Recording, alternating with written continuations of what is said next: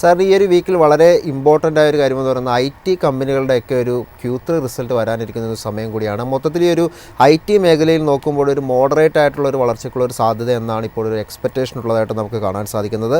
പല പ്രധാനപ്പെട്ട കമ്പനികളുടെയൊക്കെ തന്നെ റിസൾട്ടുകൾ ഏതായാലും വരുന്നുണ്ട്. IT ഇൻഡെക്സിൽ താങ്കളുടെ ഒരു ടേക്ക് ഇപ്പോൾ എന്താണ്? ഇൻഡെക്സിന്റെ കേസിൽ നമുക്ക് ഒക്ടോബർ മാസത്തിന് മുതൽ നമുക്ക് കണ്ടിന്യൂസ് ബൈയിങ് ഇൻട്രസ്റ്റ് കാണാൻ സാധിച്ചു. അതിനെ തുടർന്ന് long and short term trend രണ്ടും ബുള്ളിഷായി മാറിയിട്ടുണ്ട്. ആൻഡ് കഴിഞ്ഞ ഒരു 3 ആഴ്ചത്തെ ട്രേഡിംഗ് പാറ്റേൺ നോക്കുമ്പോഴേക്കും വളരെ ഹെൽത്തി ആയിട്ട് ഒരു പ്രോഫിറ്റ് ടേക്കിംഗ് ആയിരുന്നു ഈ സെക്ടറിൽ നമുക്ക് കാണാൻ സാധിച്ചു. അതിനെ തുടർന്ന് നമുക്ക് വളരെ ലോ റിസ്കിൽ ഒരു ബുള്ളിഷ് സെറ്റപ്പ് ഈ സെക്ടറിൽ ഫോം ആയിട്ടുണ്ട്. നമ്മൾ നിഫ്റ്റി IT ഇൻഡെക്സിന്റെ കേസിൽ 38,320 റെസിസ്റ്റൻസ് ആയിരിക്കും ആദ്യം ശ്രദ്ധിക്കേണ്ടത്. ആ റെസിസ്റ്റൻസ് ബ്രേക്ക് ചെയ്താൽ 38,700.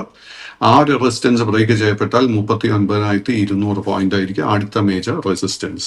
ഈ സെക്ടറിലെ ചില മേജർ സ്റ്റോക്സ് നമ്മൾ നോക്കുകയാണെങ്കിൽ TCSന്റെ കേസിൽ വളരെ സ്ട്രോങ് സപ്പോർട്ട് 3,160 ഫോം ചെയ്തിട്ടുണ്ട്. ഫൈനാൻഷ്യൽസിൽ കംഫർട്ടബിൾ ആണെങ്കിൽ നമുക്ക് തീർച്ചയായിട്ടും കറന്റ് ലെവൽസിൽ ഒരു പൊസിഷൻ ബിൽഡപ്പ് ചെയ്യാൻ ശ്രമിക്കാം. അതിനുശേഷമുള്ള മേജർ റെസിസ്റ്റൻസ് 3,280, 3,330 ആയിരിക്കും. 3,330 റെസിസ്റ്റൻസ് ബ്രേക്ക് ചെയ്യപ്പെട്ടാൽ വലിയൊരു അപ്വേർഡ് മൂവ്മെന്റ് നമുക്ക് പ്രതീക്ഷിക്കാം. HCL ടെക്നോളജിയുടെ കേസിൽ നമുക്ക് ലോ റിസ്കിലെ ബൈങ് അവസരം കാണുന്നില്ല. എങ്കിലും കൈവശം ലോങ് പോർഷൻ ഉണ്ടെങ്കിൽ മെയിൻറ്റെയിൻ ഇറ്റ്.